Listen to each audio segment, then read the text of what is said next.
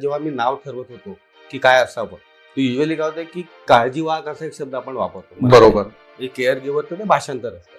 तर मग काळजीवाहक पर्सनली मला तो आवडायचा नाही, कारण मला असं वाटायचं की काळजीवाहक म्हणजे मी तुमची काळजी घेतो. त्याच्यामध्ये एक भाव असतो की I am a step above, तुमची मला काळजी घ्यावी लागते.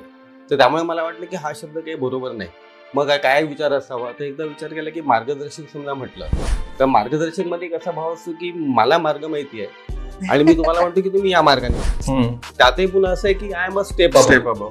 मग पुन्हा पाठीराखा शब्द आला, तर पाठीराखा मागे असतो पण तो रक्षण करत असतो. म्हणजे भिऊ नको मी तुझ्या पाठीशी, तर तो पण रक्षण करता आहे म्हणजे तो माझ्यापेक्षा सबळ आहे.